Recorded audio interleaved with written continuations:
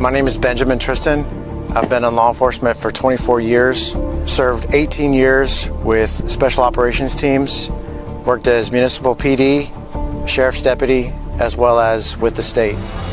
I would say any type of response team or any entity that is tasked with responding has to be able to deploy 24/7 in day or night. And so this drone having the ability to see at night really helps out with that. I don't just have a thermal camera. I have a thermal, a daytime camera, as well as a Starlight night vision camera. So I'm ready to go 24/7 with this drone. If someone were to ask me what are some of the best features that make this drone better, one of them is that Starlight camera. When conducting night patrols or working with various teams at night, especially in the summertime where the ground temperature is the same as your human heat sources that are on the ground, it's hard to tell if it's human, or it's also difficult to tell who's who.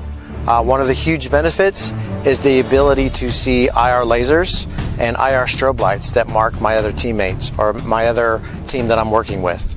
If I just have a thermal camera, I can't see that. I don't see those lasers coming off my other team members' rifles. I don't see their strobes and their beacons that may be helmet mounted or mounted on their shoulder. So it's very difficult to tell who's who. The Starlight camera on the 4N provides me that ability to see at night. When I'm asked how this drone supports complex law enforcement operations, one of the biggest benefits is the ability to see through glass at night. Traditionally, your IR thermal sensor, you can't see through glass. So having a Starlight camera gives me the ability to see through glass at night. So if there's a barricaded person in a vehicle, or maybe a barricaded person in a house or a structure, to where traditionally I could not see through that with a thermal camera only. Now I have the ability to see through that, to maybe see if someone needs to be rescued, or if there's other circumstances that are changing what's happening with that ongoing scene. A couple instances of where the Starlight camera has really played a key role is when conducting long-range surveillance or reconnaissance type missions, to where traditionally your thermal camera may not detect vehicles approaching until it's a lot closer to where it could compromise your team. Well, with the Starlight camera, I have the ability to see vehicles or any light sources from extreme long range, from very far away, which gives me to alert my team on the ground and give them more time to prepare for encountering that approaching threat, or dealing with being compromised. So it's a great option to detect light sources at extreme long ranges at night.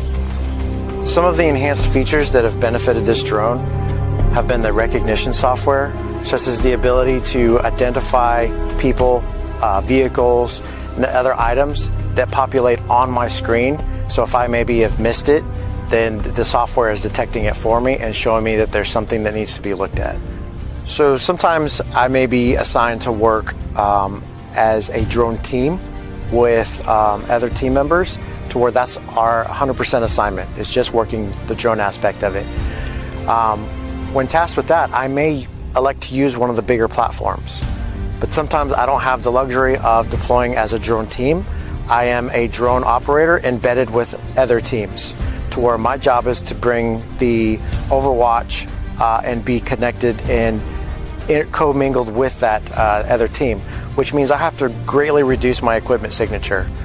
One great thing about the 4N and the Max series is the mobility piece. I know I can grab a small case, and within that case, I have 2 hours of flight time. It's packable. I can put it in a backpack, and I can deploy very rapid and have great mobility. Some of the larger platforms don't offer this. It's a dedicated team that has a lot of moving parts. It has a lot of other logistics to go along with the drone team. I know that I can grab a 4N, and I have everything in that case to sustain me for at least 2 hours before I need to start thinking about ways to charge and other things like that. And a great benefit is if I already have a 4T model, 2 screws, I can pull the payload out, put the Starlight payload in, and now I have a night vision capable drone. so I don't have to repurchase an entire drone. I can upgrade my existing fleet with just getting the Starlight payload and only need to remove 2 screws to swap that out. So I'm here today with the Max 4N, and we're going to talk about some of the highlights of how its capabilities enhance nighttime operations. But I also have with me the Autel Alpha, the Autel Dragonfish, which are great crew serve drones for dedicated teams.